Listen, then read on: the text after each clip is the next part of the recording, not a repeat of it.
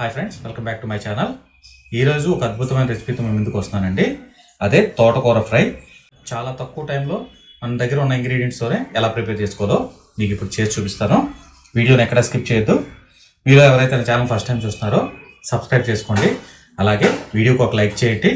మీ అభిప్రాయాన్ని కామెంట్ సెక్షన్లో తెలియజేయండి.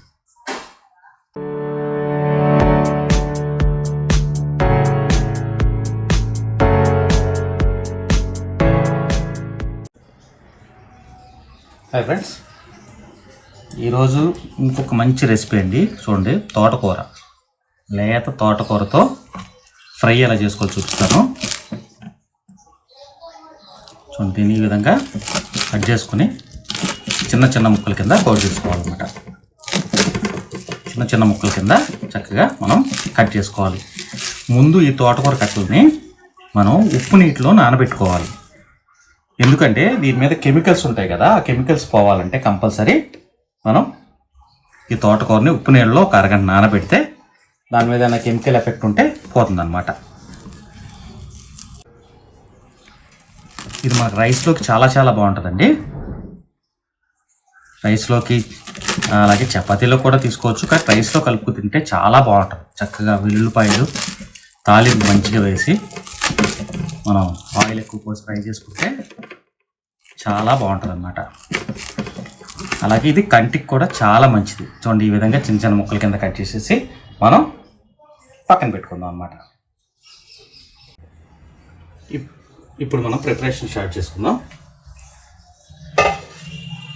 ముందుగా స్టవ్ ఆన్ చేసుకుని స్టవ్ మీద ఒక కడాయి పెట్టుకుందాం.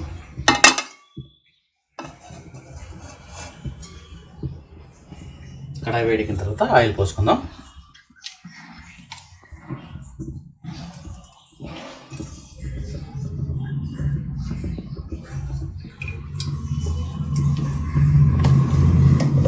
ఈ ఆయిల్ చక్కగా మనం వేడెక్కనివ్వాలన్నమాట.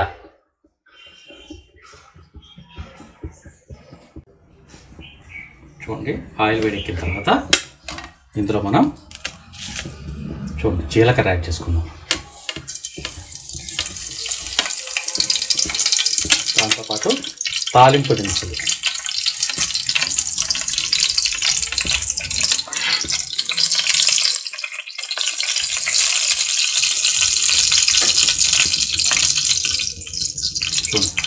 ఎండుమిరపకాయలు, వీటిని చక్కగా మజ్జిగ కట్ చేసుకుని వేసుకోవాలన్నమాట. ఇందులో మనం ఇంకా ఉల్లిపాయలు అయ్యి వేసుకోండి.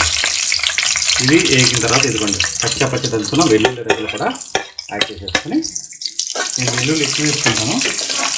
వెల్లుల్లి ఎక్కువ వేసుకుంటే మంచి ఫ్లేవర్ వస్తుంది అన్నమాట.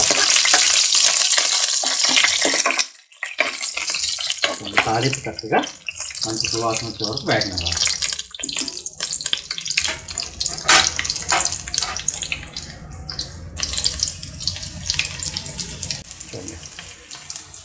నేను కట్ చేసి పెట్టుకున్నా కదా ఈ తోటకూరని ఇప్పుడు ఇందులో మనం యాడ్ చేసుకున్నాం. ఇది చాలా బాగుంటుంది. దీన్ని మచిలీపట్నంలో పెరుగు కూర అంటారు అన్నమాట. చిన్న ఆకు చాలా బాగుంటుంది అన్నమాట. మనం వండినప్పుడు చక్కగా మేగలాగా చక్కగా మెత్తగా అయిపోతుంది. చాలా బాగుంటుంది అన్నమాట.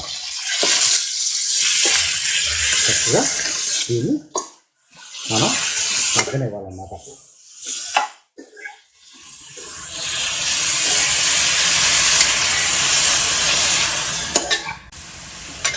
ఉప్పు కూడా చక్కగా ఆకుకూరలో మనం చూసి వేసుకోవాలన్నమాట. ఇది మగ్గిన తర్వాత లాస్ట్లో మనం కొద్దిగా ఉప్పు యాడ్ చేసుకుందాం.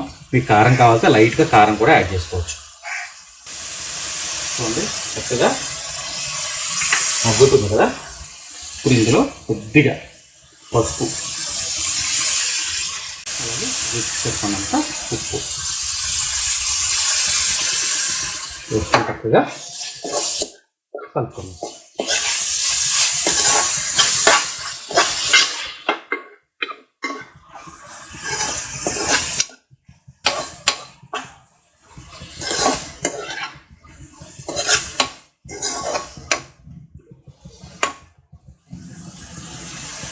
ఇప్పుడు దీని మీద మూత పెట్టేసి చక్కగా మనం 5 నిమిషాలు మగ్గినట్టు అనమాట.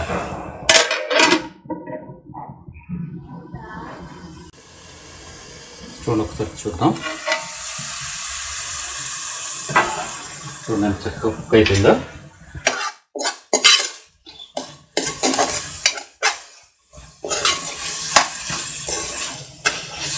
చాలా బాగా అవుతుంది కదా, వాసన మాత్రం అదిరిపోతుంది. కొద్దిగా లైట్గా వాటర్ యాడ్ చేసుకున్నాం, ఎక్కువ అవసరం లేదు. ఈ వాటర్లో చక్కగా కుక్ అయితే ఆ కాళ్ళ కూడా చక్కగా మెత్తగా అయ్యి ఈ ఎండుమిరపకాయలు ఉన్న కారం కూడా చక్కగా ఈ వాటర్లో దిగి ఆ తోటకూరకి మంచి ఫ్లేవర్ పట్టుకుంటుంది అన్నమాట. ఇలా వేసాం కదా, ఇప్పుడు దీన్ని కొద్దిగా హై ఫ్లేమ్ మీద పెట్టేసి మూత పెట్టేసుకుందాం. ఒక 5 నిమిషాలు కుక్ చేసుకుంటే సరిపోతుంది అన్నమాట. ఒకసారి ఓపెన్ చేసి చూద్దాం. మంచి స్మెల్ అండి. చూడండి, ఆయిల్ పైకి వస్తుంది కదా, ఇంకొద్దిగా ఫ్రై అయితే మనకి తోటకూర ఫ్రై, అద్భుతమైన తోటకూర ఫ్రై రెడీ అయిపోతుంది. చాలా తక్కువ టైంలో రెడీ చేసుకునే వంట అనమాట. ఇంగ్రీడియంట్స్ కూడా ఎక్కువే అవసరం, బేసిక్ ఇంగ్రీడియంట్స్ అనమాట. వెల్లుల్లిపాయలు, తాలింపు దినుసులు, ఎండుమిరపకాయలు ఉంటే చాలు. కొద్దిగా కారం తినాలి అనుకునే వాళ్ళు కారంగా కొద్దిగా కారం వేసుకోవచ్చు. మనం ఎండుమిరపకాయలు వేసాం కాబట్టి ఆ కారం అందులో దిగుతుంది. అయినా సరే కావాలంటే కొద్దిగా కారం యాడ్ చేసుకోవచ్చు అనమాట. మళ్ళీ మూత పెట్టేస్తున్నాను. ఇంకో 5 నిమిషాలు కుక్ చేసుకుందాం, రెడీ అయిపోతుంది మన కర్రీ.